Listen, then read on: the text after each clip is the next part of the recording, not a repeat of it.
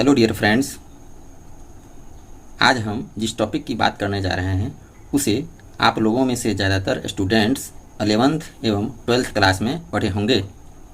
That means applied chemistry, या फिर इसको हम लोग इंजीनियरिंग केमिस्ट्री कह सकते हैं, और इसे हम लोग समझने का प्रयास करेंगे।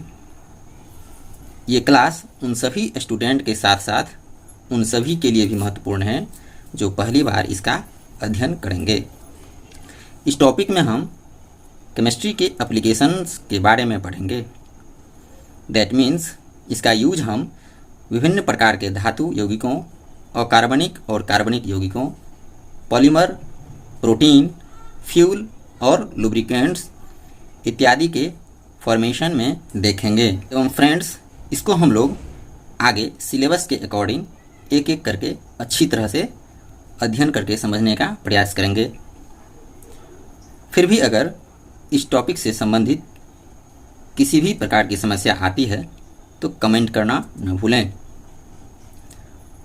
अगर मेरे द्वारा किया गया प्रयास आप लोग समझ पाते हैं तो कृपया इस चैनल को शेयर एवं सब्सक्राइब जरूर करें, ताकि आगे के क्लास के लिए खुद को मोटिवेट कर सकूं। डियर फ्रेंड्स, आज हम आप लोग को इंट्रोडक्शन के द्वारा अप्लाइड केमिस्ट्री या फिर कह सकते हैं इंजीनियरिंग केमिस्ट्री को समझाने का प्रयास करेंगे।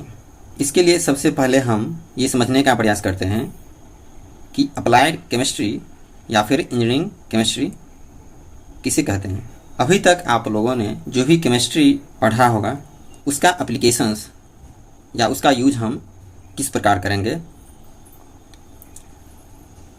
उसे हम आगे के क्लास में अच्छी तरह से समझेंगे। अप्लाइड केमिस्ट्री में different types of metal compound, organic एवं inorganic compounds, water, fuel, lubricants, electrochemistry के साथ साथ और भी कई टॉपिक्स हैं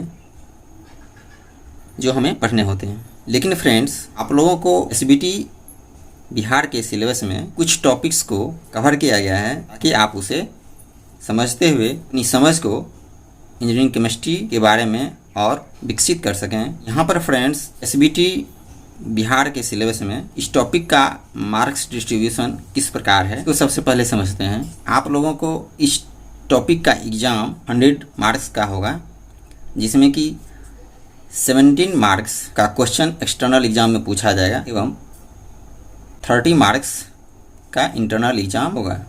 एवं उसके बाद हम सिलेबस में हर एक यूनिट के बारे में एक एक करके हम लोग डिस्कस करेंगे। फ्रेंड्स, सिलेबस में सबसे पहले आप लोग का जो यूनिट है वो atomic structure and chemical bonding है। उसके बाद यूनिट 2 में वाटर, यूनिट 3 में इंजीनियरिंग मटेरियल, यूनिट 4 में chemistry of fuel and lubricants and unit 5 में इलेक्ट्रोकेमिस्ट्री। इस प्रकार से है।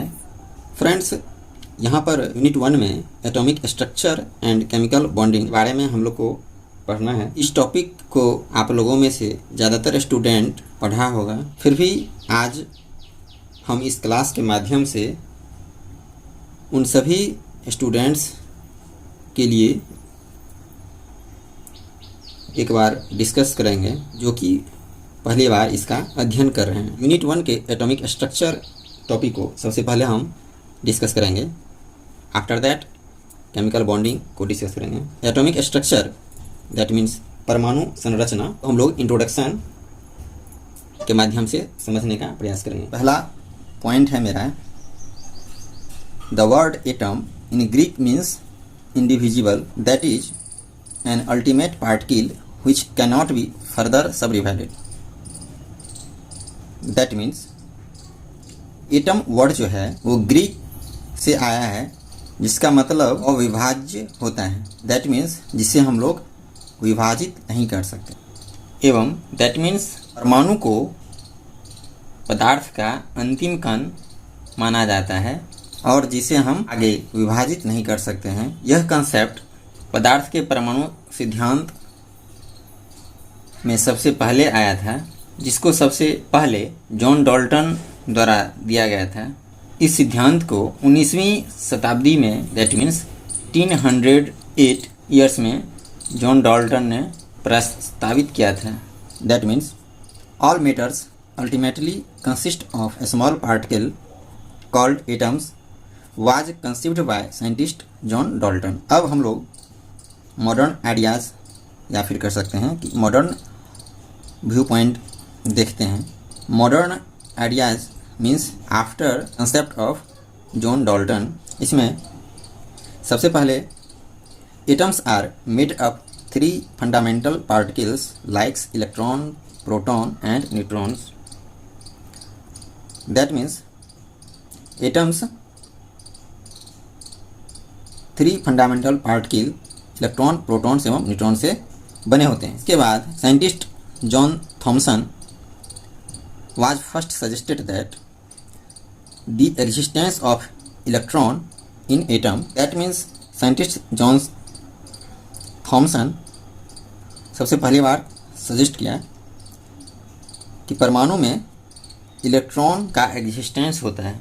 नेक्स्ट पॉइंट है हमारा scientist Ernest Rutherford's experiments result is protons are positively charged and they existed within atoms came out। that means scientist Rutherford के experiment का result protons पर पॉजिटिव चार्ज होता है एवं ये एटम के अंदर एग्जिस्ट करते हैं। नेक्स्ट पॉइंट है हमारा the neutrons was discovered in 1932 by James Chadwick. 1932 ईस्वी में साइंटिस्ट जेम्स चैडविक के द्वारा न्यूट्रॉन्स की खोज की गई थी। Next point scientist Rutherford experiment indicated that an atom consisted of a heavy positively charge central nucleus with electron distributed around it. That means Rutherford के एक्सपेरिमेंट यह इंडिकेट करता है कि एक परमाणु में एक भारी धनात्मक आवेशित केंद्रीय नाभिक होता है जिसके चारों ओर इलेक्ट्रॉन वितरित होते हैं। Next and last point the atom as a whole is electrically neutral because positive charge is neutralised by the negative charge of the extra nuclear electrons except hydrogen atom because no neutrons in hydrogen atom. That means परमाणु पूर्ण रूप से विद्युत रूप से उदासीन होते हैं क्योंकि धनात्मक आवेश बाहरी नाभिकीय इलेक्ट्रॉनों के ऋणात्मक आवेश द्वारा निष्प्रभावी हो जाता है। यहाँ पर फ्रेंड्स उदासीन को हम आवेशहीन कह सकते हैं। मतलब ये कि इस पर ना निगेटिव चार्ज होते हैं ना पॉजिटिव चार्ज होते हैं। उदासीन को हम आगे की क्लास में समझेंगे। हाइड्रोजन एटम को छोड़ करके बाद बाकी सभी में न्यूट्रॉन्स चार्जलेस होता है। हाइड्रोजन एटम में न्यूट्रॉन्स नहीं होते हैं। इसके बाद फ्रेंड्स हमारा नेक्स्ट पॉइंट है properties of fundamental particles. That means fundamental particles की प्रॉपर्टीज क्या होते हैं। यहाँ पर फ्रेंड्स हम लोग फंडामेंटल पार्टिकल्स के सभी properties like absolute charge, relative charge, mass per kg, मास पर यूनिट एवं अप्रॉक्स मास पर यूनिट दिया गया है।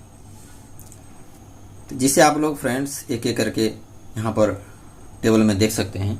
तो फ्रेंड्स आज के क्लास में हमने जस्ट इंट्रोडक्शन के माध्यम से आप लोग को एटॉमिक स्ट्रक्चर के कुछ कंसेप्ट को समझाने का प्रयास किया एवं उसके फंडामेंटल पार्टिकल्स के प्रॉपर्टीज को समझाने का प्रयास किया।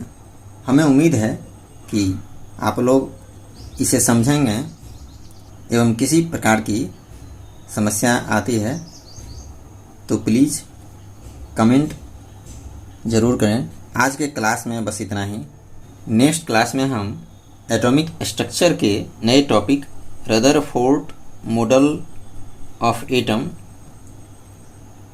या फिर कर सकते हैं Rutherford nuclear model of atoms के बारे में डिस्कस करेंगे, जो कि एग्जामिनेशन पॉइंट ऑफ व्यू से बहुत महत्वपूर्ण हैं।